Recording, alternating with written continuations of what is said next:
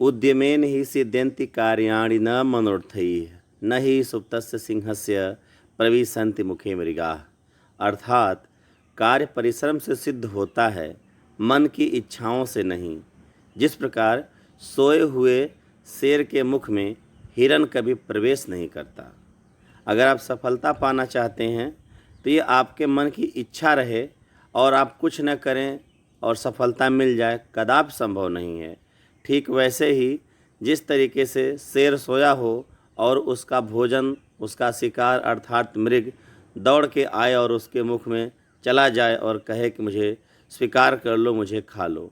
आपको मेहनत करनी ही पड़ेगी सफलता को पाने के लिए। इसे इच्छा बना करके रखेंगे तब तक कुछ नहीं होगा। एक बार फिर से आप सभी लोगों का स्वागत करता हूं मैं सूरज वर्मा, और अपने YouTube चैनल पढ़ाई वाला के माध्यम से आज एक बहुत ही महत्वपूर्ण विषय को लेकर के आपके सामने आया हूं। और आज हम बात करेंगे संधि पे। आप तैयार हैं? सबसे पहले हम जानते हैं कि संधि होती क्या है। संधि जो होता है, संधि का शाब्दिक अर्थ जो होता है वो होता है जोड़ना। कह सकते हैं कि जब दो वर्ण आपस में संयुक्त होते हैं, एक निश्चित नियम के तहत जब दो वर्ण आपस में जुड़ते हैं, उसे संधि कहा जाता है। आप एकदम परेशान न हो परिभाषाओं को लेकर के। ऐसे ही समास की भी परिभाषा होती है कि जब दो शब्दों का संयोग होता है, दो शब्द है ना, शब्द जो है, शब्द मतलब वो होते हैं जिनका एक पृथक अर्थ होता है। जब दो शब्द आपस में मिलते हैं ना, उसे समास कहते हैं। और जब दो वर्ण मिलते हैं वहाँ पे संधि बनती है। वर्ण जानते हैं ना, वर्ण जो है भाषा की सबसे छोटी इकाई है जिसे पृथक नहीं किया जा सकता। तो दो वर्णों के संयोग से संधि बनती है। हालांकि वो शब्द ही होता है, शब्द का जो आखिरी वर्ण है और दूसरे शब्द का प्रारंभिक वर्ण है, वो दोनों प्रारंभिक और आखिरी वर्ण मिल जाते हैं तो वहाँ पे संधि जो है स्थापित होती है। तो हम संधि के बारे में बात करेंगे। जैसे कि मैं आपको उदाहरण दिखा दूं, जैसे लिखा हुआ है विद्यालय। विद्यालय में देख रहे हैं विद्या धन आलय। इस विद्या में अंतिम में जो या है ना, या य धन आ आया है ना, आ, और आलय में आ आया है, यानी दोनों आ मिल गए आपस में आके। विद्या का आखिरी वर्ण आ और आलय का प्रारंभिक वर्ण आ, दोनों जब मिले तो यहाँ पे संधि हुई और हुआ विद्यालय। विच्छेद का मतलब होता है पृथक करना। जब किसी भी मूल शब्द को दो अलग अलग शब्दों में पृथक किया जाएगा तो उसे संधि विच्छेद कहेंगे। और जो पूरा शब्द होता है उसको जो है संधि कहते हैं। जैसे विद्यालय है, ये विद्यालय संधि है, ठीक है। और विद्या धन आलय क्या है, ये विच्छेद है। जगन्नाथ को उदाहरण ले लीजिए, जगत धन नाथ बराबर जगन्नाथ। संधि के नियमानुसार मिले वर्णों को पुनः मूल अवस्था में ले जाना संधि विच्छेद कहलाता है। अब बात आता है संधि के प्रकार कि संधियाँ कितने प्रकार की होती हैं। तो आप कहीं मत जाइए, हमारे साथ बने रहिए। संधि की जहाँ तक बात है तो संधि तीन प्रकार की होती हैं। एक स्वर संधि होती है, दूसरी व्यंजन संधि होती है और तीसरी विसर्ग संधि होती है ना। अब स्वर, व्यंजन और विसर्ग की जहाँ तक बात करें, कहीं आपको प्रॉब्लम तो नहीं हो रही है, समझ में आ रहा है। स्वर संधि के अंतर्गत जब दो स्वरों का संयोग बनेगा। व्यंजन संधि के अंतर्गत जब दो प्रारंभिक और आखिरी व्यंजन आपस में मिलेंगे। विसर्ग संधि के अंतर्गत जब विसर्ग आपस में आकर के मिलेंगे और वहाँ पे जो संधि होगी उसे हम विसर्ग संधि की संज्ञा देंगे। कोई समस्या आपको स्वर, व्यंजन और विसर्ग में आ गया ये। अब हम स्वर संधि की परिभाषा एवं उसके भेद के बारे में हम चर्चा करेंगे। यहाँ से थोड़ा सा महत्वपूर्ण है, स्वर संधि वैसे भी बहुत महत्वपूर्ण है, अक्सर प्रतियोगी परीक्षाओं में भी पूछी जाती है। हम स्वर संधि के बारे में देखते हैं। स्वर संधि के अंतर्गत जो है दो स्वरों के मेल होते हैं। मैंने आपको बताया था कि जब दो स्वरों का मेल होता है तो स्वर संधि होती है।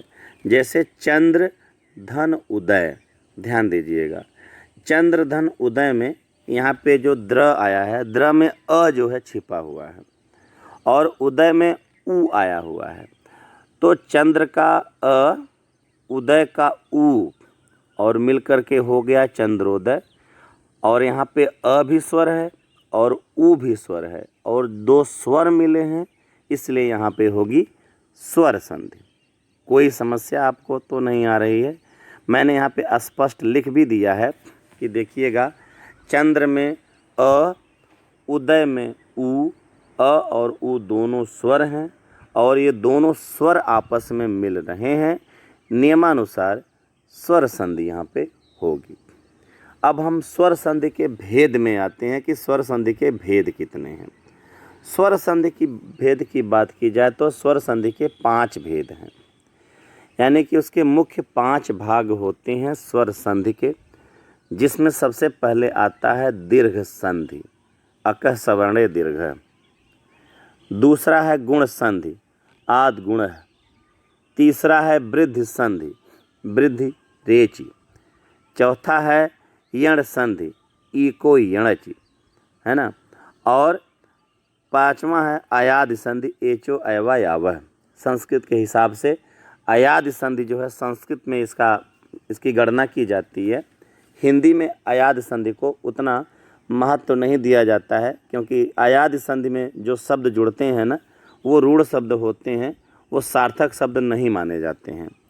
तो दीर्घ संधि, गुण संधि, वृद्धि संधि, यण संधि और अयादि संधि, इसे जो है हम स्वर संधि के 5 भाग मानते हैं। और यहाँ पे आपको विशेष जानकारी बता दूं कि आ, ई और उ, यानी जो आ है, बड़ी ई है, बड़ा उ, हिंदी में 2 शब्द होते हैं, ह्रस्व और दीर्घ। ह्रस्व मतलब होता है छोटा, जैसे छोटा अ, छोटी ई, छोटा उ, है ना, उसको हम कहेंगे ह्रस्व कहेंगे। जैसे आ, ई, उ लिखा है, ये सब बड़ी है, इसको कहेंगे दीर्घ। लिखा है कि आ, ई, उ को दीर्घ संधि में आता है। ए, अ और ओ ये हमारे गुण संधि में आते हैं। ऐ, औ हमारी वृद्धि संधि में आते हैं। य, र, ल, व हमारे यण संधि में आते हैं। अय, आय, अव, आव ये हमारे अयादि संधि में आते हैं। आप यहाँ से याद कर लीजिए, आपके लिए आसानी हो जाएगी कि दीर्घ संधि के अंतर्गत हमारे स्वरों के जो दीर्घ स्वर हैं वो आते हैं, और वो हैं आ, ई, उ, ठीक है। और जो गुण संधि है, गुण संधि में जो हमारे स्वर हैं, खासकर जो ह्रस्व स्वर हैं, लघु स्वर हैं, है ना, अ, ए, ओ ये हमारे आते हैं गुण संधि में। और ऐ, औ हमारे वृद्धि संधि में आते हैं। यर, लव हमारा यण संधि में आता है। और अय, आय, अव, आव हमारा अयादि संधि में आता है। थोड़ा सा मैं यहाँ पे आपको हल्का सा संस्कृत की ओर ले जाऊँगा। माहेश्वर सूत्र हैं, 14 माहेश्वर सूत्र, उन माहेश्वर सूत्रों से प्रत्याहार बना है ना।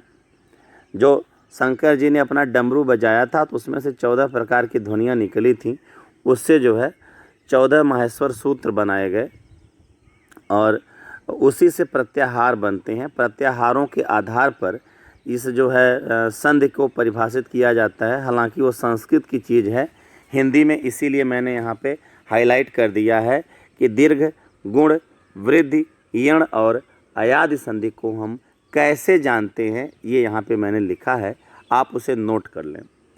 हम आगे बात करते हैं दीर्घ संधि की। अब दीर्घ संधि के बारे में हम पढ़ेंगे। दीर्घ संधि के बारे में हमने आपको अब जैसा कि बताया कि यदि ह्रस्व या दीर्घ के बाद ह्रस्व या दीर्घ आए तो दोनों मिलकर दीर्घ हो जाता है। कहा गया है अकः सवर्णे दीर्घ। सवर्णे मतलब समान वर्ण के आने पर, या तो ह्रस्व के बाद ह्रस्व आए, दीर्घ के बाद दीर्घ आए, है ना, ह्रस्व के बाद ह्रस्व आए या दीर्घ के बाद दीर्घ आए तो भी उसका दीर्घ हो जाएगा, या ह्रस्व के बाद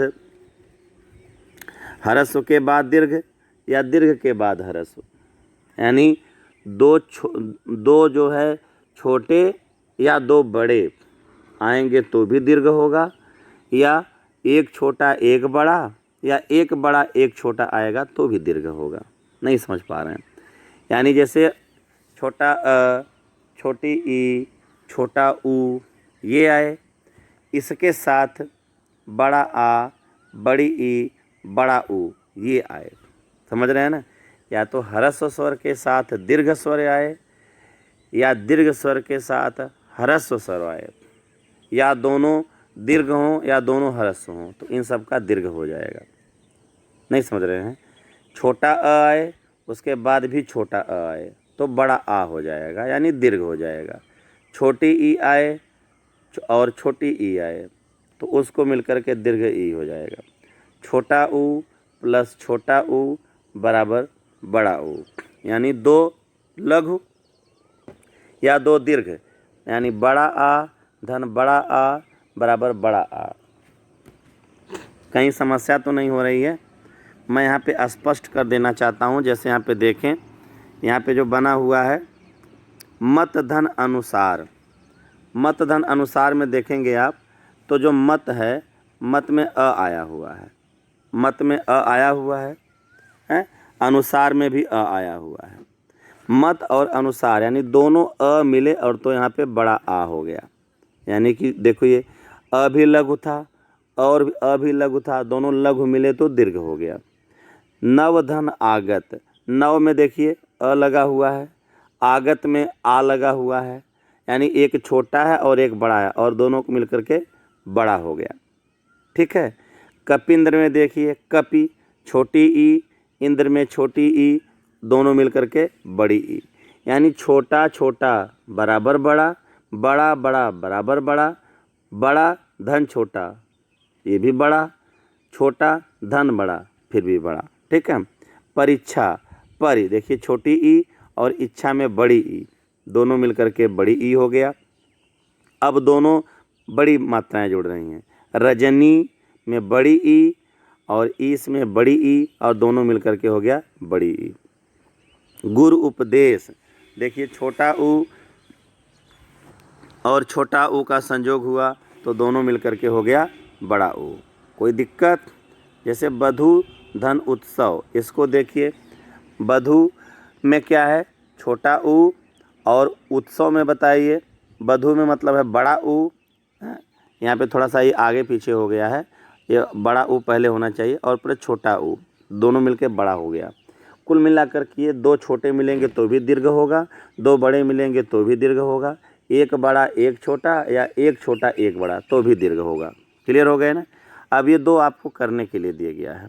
नारी धन ईश्वर, गुरु धन उपदेश, क्या होगा भाई? नारी धन ईश्वर क्या होगा? नारीश्वर, और गुरु उपदेश हो जाएगा जो ऊपर लिखा हुआ है। कोई समस्या? आपको दीर्घ संधि में कोई समस्या तो नहीं है?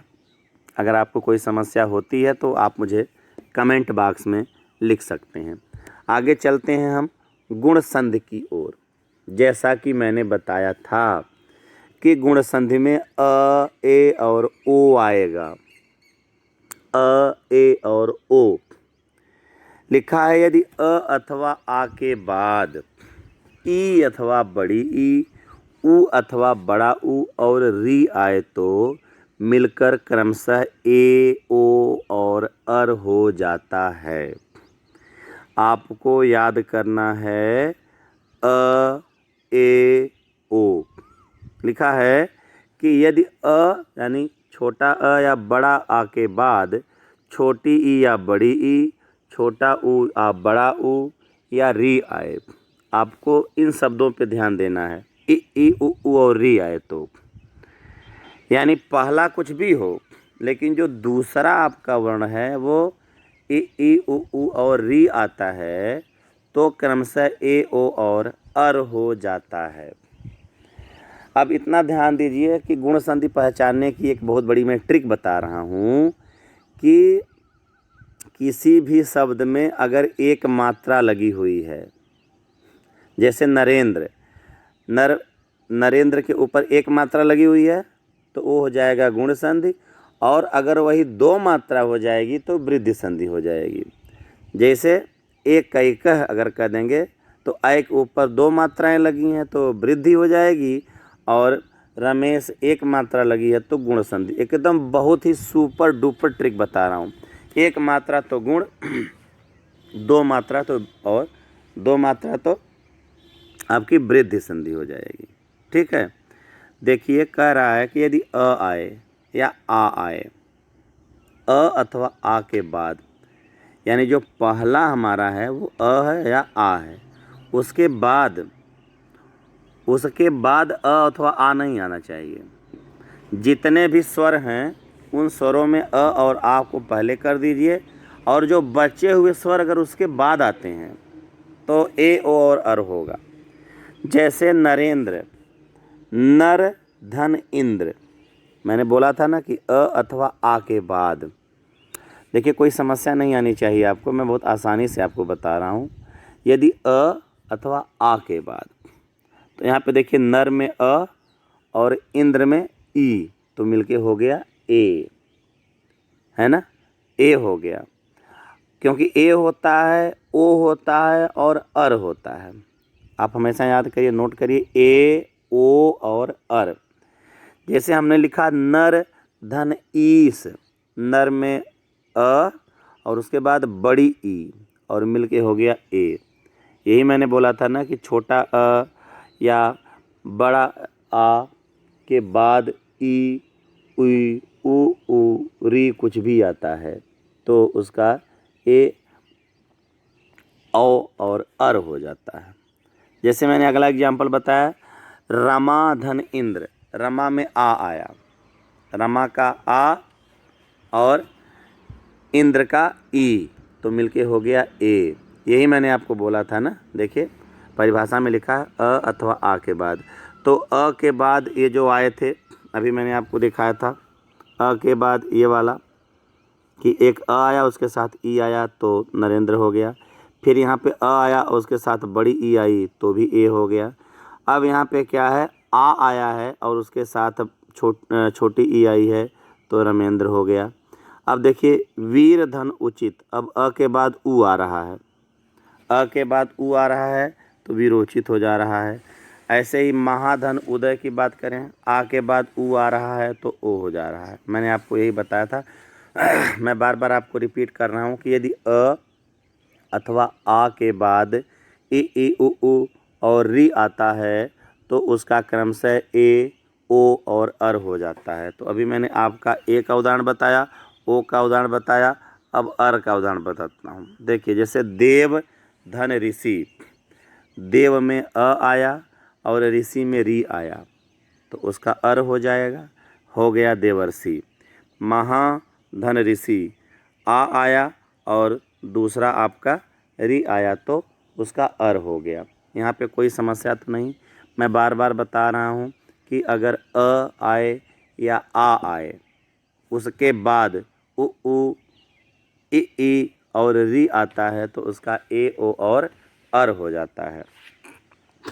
कोई समस्या नहीं होनी चाहिए। अगर कोई हो तो आप मुझे कमेंट बॉक्स में लिखें। मैं बार बार रिपीट कर रहा हूँ, यदि अ अथवा आ के बाद छोटी ई, बड़ी ई, छोटा उ, बड़ा उ, है ना, या री आता है तो उसका क्रमशः ए ओ और अर हो जाता है। मैंने उदाहरण के माध्यम से बताया आपको। हम आगे आते हैं वृद्धि संधि में। मैंने आपको सिंपली बताया था वृद्धि संधि का क्या होता है भाई। वृद्धि संधि में दोनों का अय हो जाता है।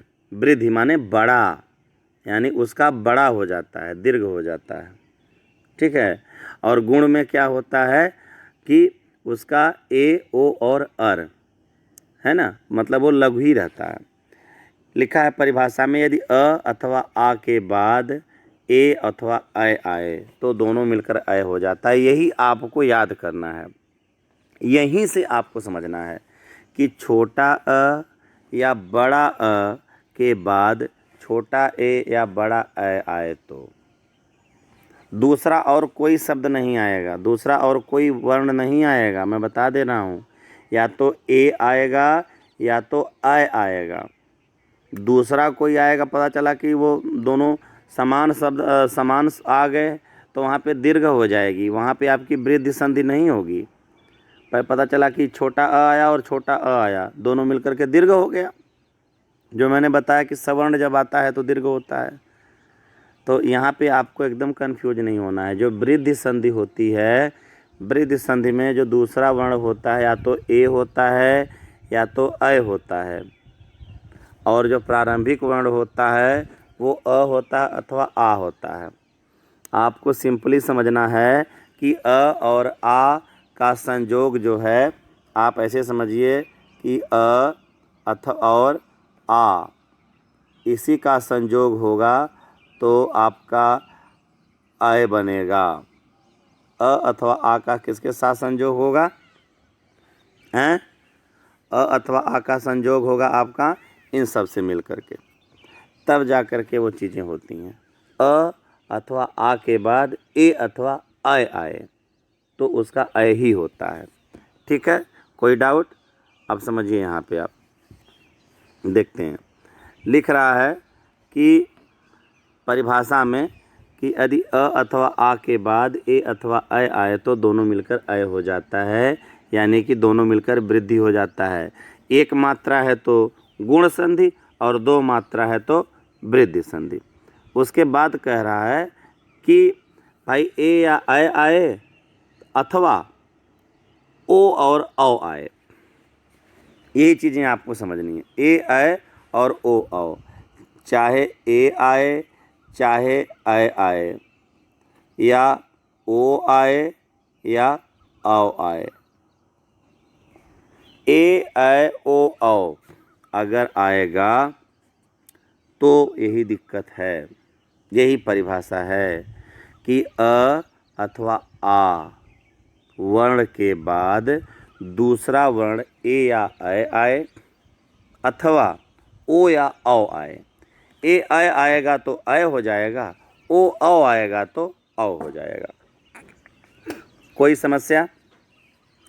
बस इतना याद रखना कि अ अथवा आ के बाद, अ अथवा आ के बाद ए या अय आएगा तो उसका अय होना है, ओ और औ आएगा तो उसका औ होना है। ए अय ओ औ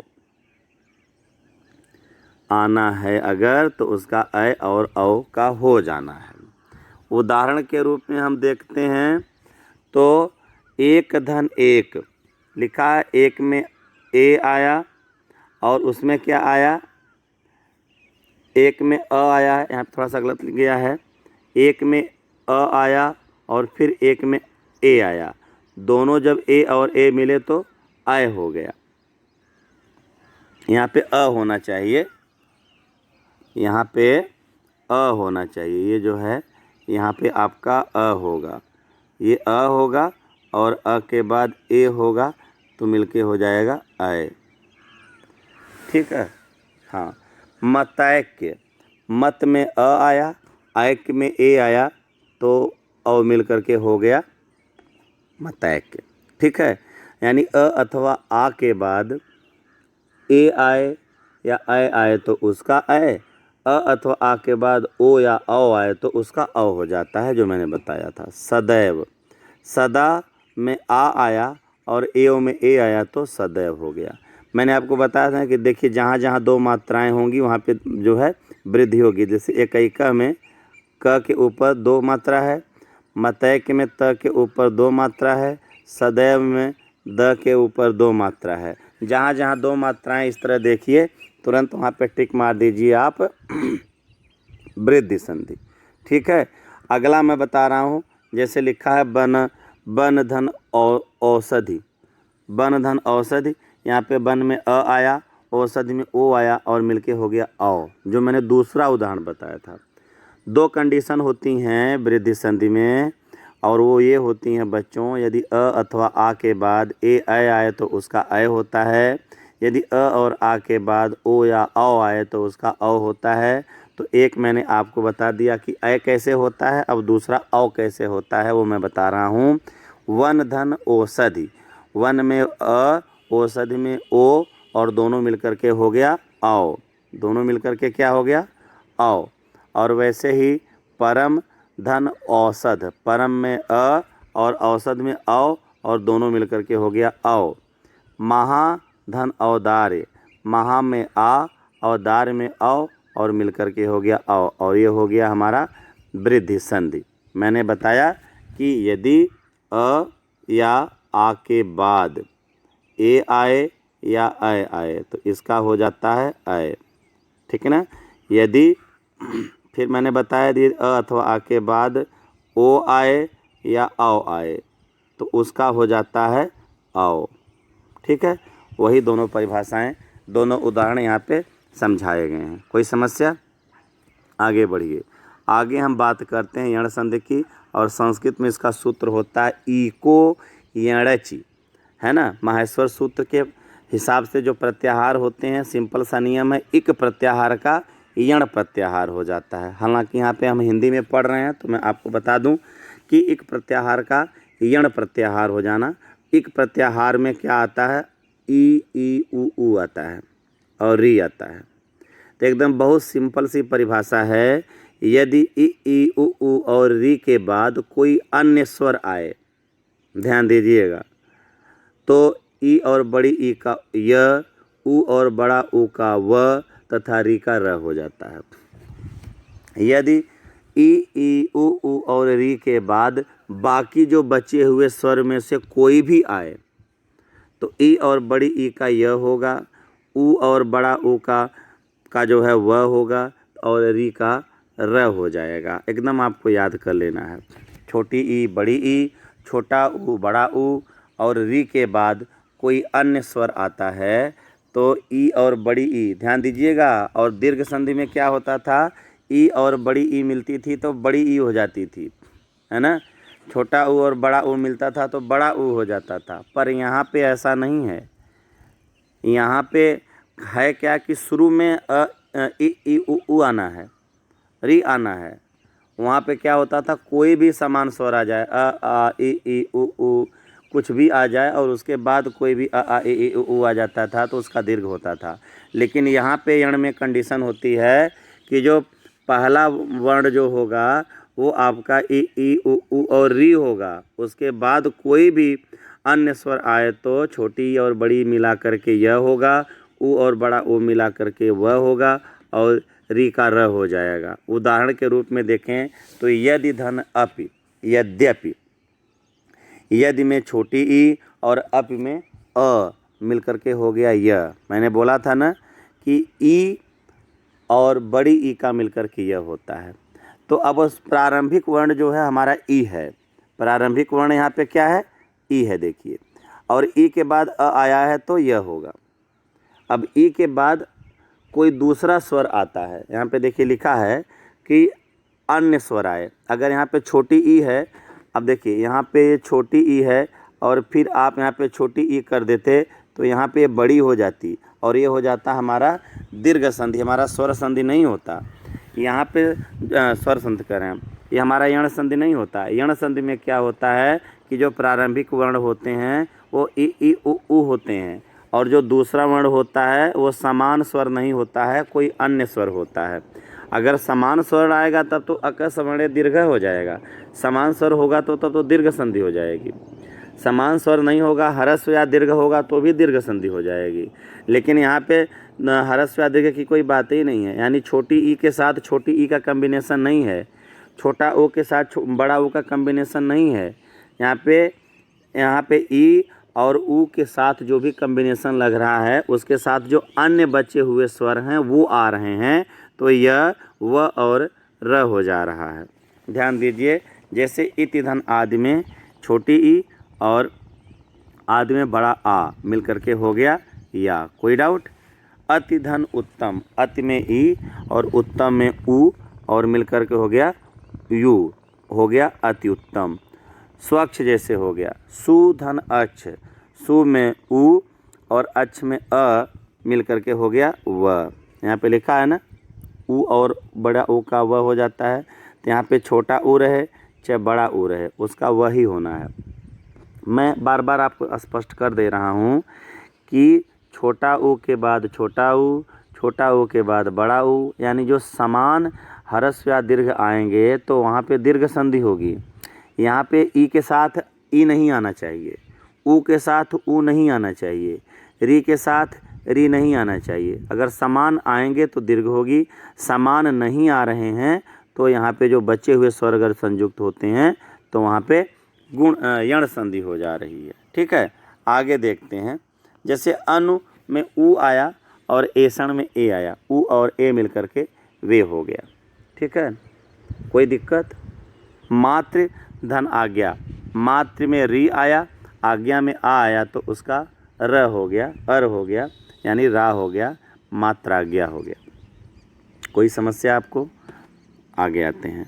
आगे है हमारी अयादि संधि। अयादि संधि के बारे में मैंने बताया था कि मुख्यतः यह संस्कृत में इसका जो है प्रयोग किया जाता है, क्योंकि इसमें जो शब्द जुड़ते हैं ना, वो शब्द जो होते हैं रूढ़ शब्द होते हैं, उनका कोई स्पष्ट अर्थ नहीं निकलता है, फिर भी हम इसको पढ़ते हैं।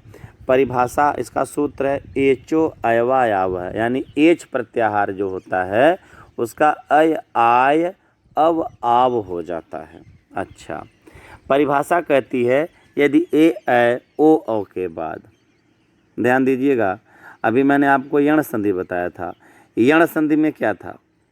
यण संधि में था इ ई उ ऊ और री के बाद कोई अन्य स्वर आता था तो वहाँ पे नियम बदल जाते थे, य व और र हो जाते थे। लेकिन यहाँ पे जो है ए ऐ ओ औ आ रहा है, ए ऐ ओ औ आ रहा है तो, और उसके बाद कोई भिन्न स्वर आए तो ए का ऐ का आय, ओ का औ तथा औ का आव हो जाता है। यहाँ मैं आपको बहुत स्पष्ट कर रहा हूँ, देखिएगा, एकदम नहीं आप घबराइए। जैसे मैंने आपको बताया था कि छोटी ई और बड़ी ई मिलके हो गया बड़ी ई, ये हो गई दीर्घ संधि, ठीक ना। और छोटा ई के साथ कुछ अ आ गया या आ गया तो यहाँ पे हो जाएगी गुण संधि, सॉरी हाँ, यहाँ पे हो जाएगी आपकी यण संधि। और अयादि में क्या होगा? यदि ए आएगा, अय आएगा, ओ आएगा और औ आएगा तो ए का अय है ना, अय का आय, ओ का अव और औ का आव हो जाएगा। ये चीज़ें आपको समझनी हैं। जैसे यहाँ पे उदाहरण लिखा है ने धन अन, ने में यहाँ पे ए आया, ठीक है, और अन में यहाँ पे अ आया तो मिलकर के अय हो गया, ए और अ मिलकर के अय हो गया। जैसे नय धन अक, नय में अय आया और अक में अ आया तो मिलके आय हो गया, अय आय। जैसे पो में ओ आया, अन में अ आया और मिलकर के हो गया अव, पवन। और पो धन इत्र आया, यहाँ पे जो है ओ आया और ई आया मिलकर के हो गया अवि, पवित्र। और नव धन इक आया, औ और ई मिलकर हो गया आवि। यहाँ पे तो आपने ध्यान दे दिया सब चीज़ों में। जैसे यहाँ पे अक है, अन है, इत्र है और इक है, अगर हम इसको देख लें, साथ साथ नय को देख लें, पो को देख लें, पो को देख लें, नव को देख लें, तो इनके जो है कोई भी शाब्दिक अर्थ नहीं निकल रहे हैं। ये संस्कृत ये हिंदी के रूढ़ शब्द हैं और इनका कोई सार्थक अर्थ नहीं निकल रहा है, सार्थक शब्द नहीं है, इसलिए इनको हम संस्कृत में ही इस्तेमाल करते हैं इस अयादि संधि को। ठीक है, कोई कन्फ्यूजन नहीं होना चाहिए भाई, आप एक बार समझ लीजिए इस चीज़ को। आगे लिखा भी है उस चीज़ को, इस संधि का प्रयोग संस्कृत में किया जाता है, इन शब्दों को रूढ़ शब्द की श्रेणी में रखा जाता है। तो एक बार मैं आपको रिवाइज करूंगा कि जो हमारी अयादि संधि है, अयादि संधि में ए ऐ ओ औ आएगा, उसके बाद कोई भिन्न स्वर आए, ए ऐ ओ औ के बाद कोई भिन्न स्वर आए तो ए का ऐ का आय, ओ का औ और औ का आव हो जाता है। साथ ही साथ जो यण संधि है, इको यणच यानी एक प्रत्याहार का यण प्रत्याहार हो जाना। यदि ई उ और री के बाद कोई अन्य स्वर आए तो ई का य, उ का व और री का र हो जाता है। ठीक है, फिर हम वृद्धि संधि की बात करते हैं। यदि अ अथवा आ के बाद ए अथवा अय आए तो दोनों को मिलकर के अय हो जाता है। मैंने बताया कि जहाँ पे दो मात्रा वहाँ पे वृद्धि संधि और जहाँ पे एक मात्रा वहाँ पे गुण संधि। यानी अ अथवा आ के बाद ई उ और री आए तो मिलकर क्रमशः ए, ओ और अर हो जाता है। तो इस तरीके से गुण संधि, दीर्घ संधि, वृद्धि संधि और यण संधि और अयाद संधि की ये बात यहाँ पे पूरी हुई और संधि का पहला हिस्सा समाप्त होता है। दूसरा हिस्सा आता है व्यंजन संधि में। व्यंजन अपने नाम से स्पष्ट है। क्या है भाई? है जो हमारी हिंदी वर्णमाला है उसके दो अंग हैं, एक तो उसके स्वर हैं, एक उसका व्यंजन है। अब मान लीजिए उसके अंदर हम और भी देखेंगे तो अनुनासिक आते हैं, तमाम विसर्ग हैं। तो हम उसकी अगर बात करें तो व्यंजन के आधार पर जब हमारी संधियां बनती हैं तो उसे हम व्यंजन संधि की संज्ञा देते हैं। और इसका सिंपल सा नियम ये है कि व्यंजन के बाद स्वर आए या व्यंजन के आने पर जो परिवर्तन हो उसे हम व्यंजन संधि कहते हैं। अर्थात पहला व्यंजन और उसके बाद स्वर, है ना, या पहला स्वर और उसके बाद व्यंजन तो आएगा तो उसको हम व्यंजन संधि कहेंगे। उदाहरण के रूप में अगर हम यहाँ पे देखें तो वाक धन ईस का एक उदाहरण है। वाक, देखिए जो वाक है और जो ईस है, वाक में जो क है वो व्यंजन है और ईस में जो ई है वो हमारा स्वर है ना, और दोनों को मिलकर के हो गया है ग और बन गया हमारा क्या, वागीस। ठीक है, तो इसमें हम नियम एक पढ़ते हैं। पहला नियम ये कहता है, बहुत इम्पॉर्टेंट है, कि वर्ग के पहले वर्ण का पांचवें वर्ण में परिवर्तन हो जाना। पहला वर्ण का पांचवा वर्ण में, पहला वर्ण मतलब क्या है, जैसे क ख ग घ ङ, तो इसमें पहला वर्ण हो गया क यानी क वर्ग, है ना। और उसके बाद च छ ज झ या दो, तो जो हमारा च हुआ वो हमारा क्या हो गया, प्रथम वर्ण। क हो गया, च हो गया, फिर ट ठ ड ढ ट हो गया, त थ द ध में त हो गया, प फ ब भ प हो गया, यर लव में य हो गया। ये सब प्रथम वर्ण में आ जाएंगे। द्वितीय वर्ण में क्या आएंगे, ख छ, ये सब द्वितीय वर्ण में आएंगे।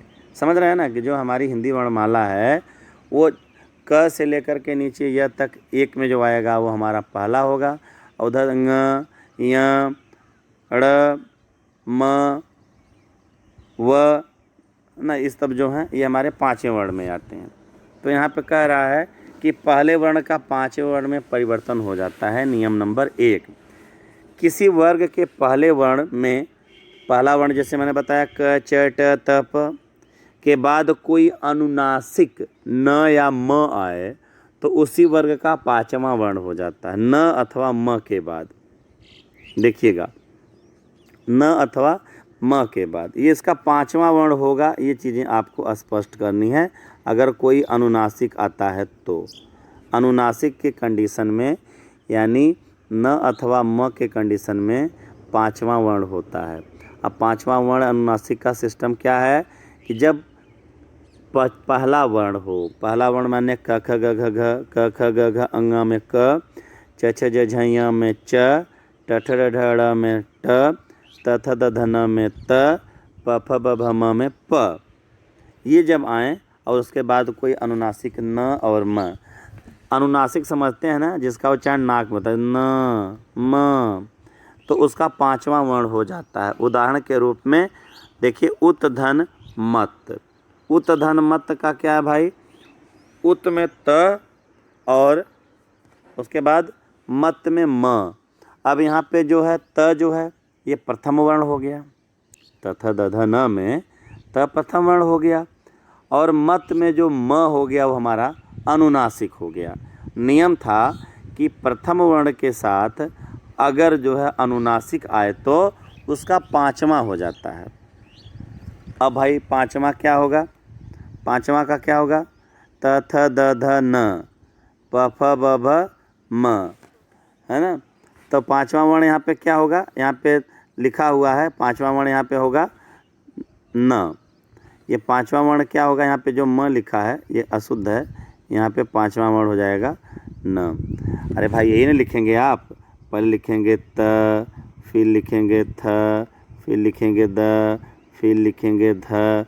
तो पहला, दूसरा, तीसरा, चौथा और पांचवा क्या हुआ, न हो गया। इसमें कहा ही था कि अगर त वर्ण का, त का पांचवा वर्ण हो जाएगा न, कि अगर जो है अनुनासिक आ जाता है म या न, तो उसका जो है न हो जाएगा, ये तन्मय हो गया। कोई असुविधा? आगे चलें। नियम नंबर 2 है, नियम नंबर 2 है बच्चों कि वर्ग के पहले वर्ण का तीसरे वर्ण में परिवर्तन हो जाना। अभी पहले वर्ण का पांचवें वर्ण में परिवर्तन हुआ था।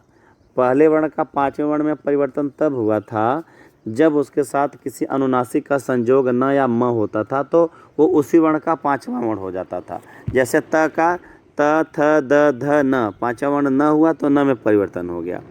अब यहाँ पे क्या है कि पहले वर्ण का तीसरे वर्ण में परिवर्तन हो रहा है, तो उसका नियम था कि किसी वर्ग के पहले वर्ण, पहला वर्ण जो है वही क, च, ट, त, प के बाद कोई स्वर आए, कोई स्वर आए या तीसरा वर्ण आए या चौथा वर्ण आए, तो उसका तीसरा वर्ण हो जाता है ना। अब यहाँ पे थोड़ा सा आपको समझना पड़ेगा। जैसे कह रहा है यहाँ पे कि आपका तीसरा वर्ण या चौथा वर्ण आए। अब इसको हम कैसे समझेंगे भाई?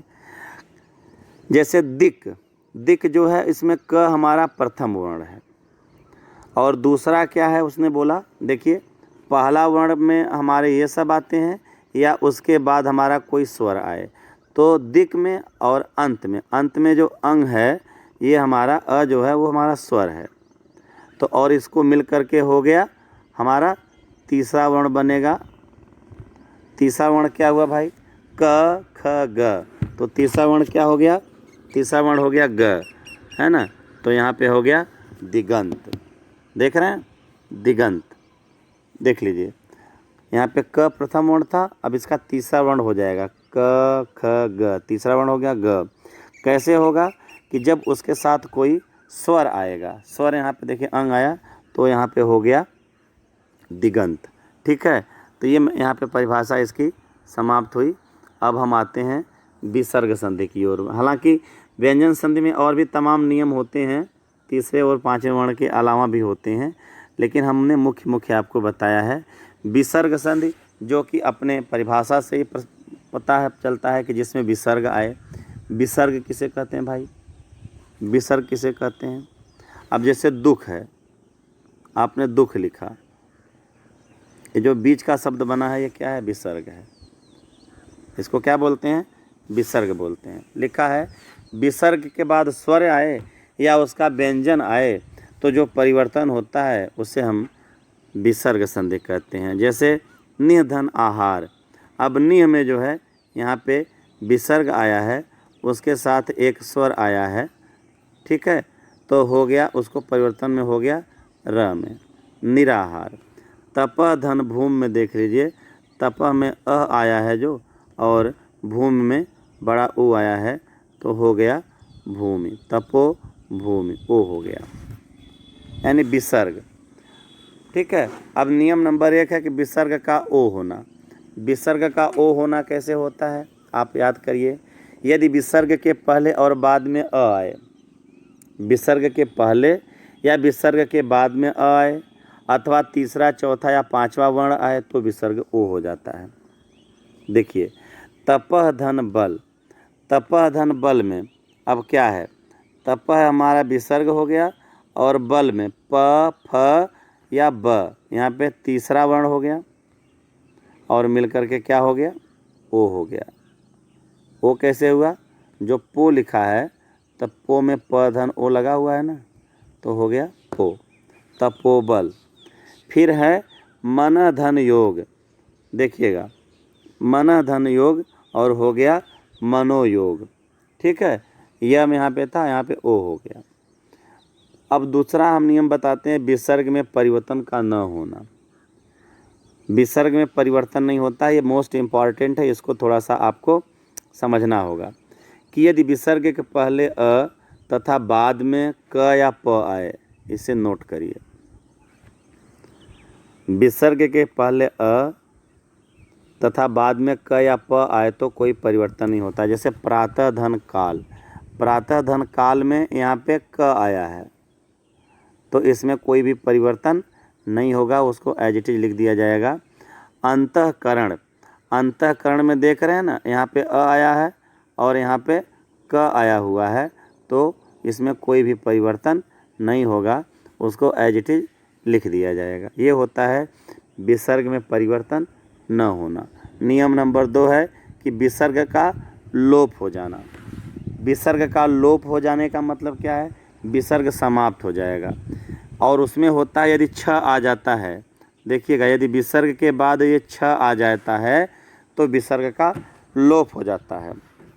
जैसे छत्र में विसर्ग आया और उसके बाद क्या आ गया? छ आ गया, तो वहाँ पे विसर्ग का लोप हो गया, जो विसर्ग था उसका लोप हो गया। छत्र धन छाया बराबर छत्र छाया। इस तरीके से अगर हम बात करें तो संधि के हमारे ये रूप हमारे समाप्त होते हैं। मैंने आपको बताया कि संधियाँ 3 प्रकार की होती हैं। स्वर संधि होती है, व्यंजन संधि होती है और विसर्ग संधि होती है। तो स्वर संधियों में अगर हम बात करें तो जहाँ पे 2 स्वर आपस में मिलते हैं स्वर होते हैं, जहाँ पे 2 व्यंजन मिलते हैं, या जहाँ पे एक विसर्ग या एक स्वर या एक व्यंजन मिलता है तो वहाँ पे विसर्ग संधि होती है। स्वर संधियों में मैंने आपको कुछ बताया था। स्वर्ग संधियों में मैंने सबसे पहले बताया था आपको दीर्घ संधि के बारे में, है ना। अक समणे दीर्घ है दीर्घ संधि।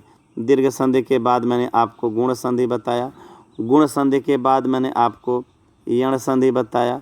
यण संधि के बाद मैंने आपको वृद्धि संधि बताया। वृद्धि संधि के बाद मैंने आपको अयादि संधि बताया। ठीक है, तो आपको इन्हें याद करना होगा कि दीर्घ संधि, गुण संधि, यण संधि, वृद्धि संधि और अयादि संधि में दीर्घ संधि में मैंने बताया कि अक समणे दीर्घ, जहाँ पे समान जो स्वर आएंगे।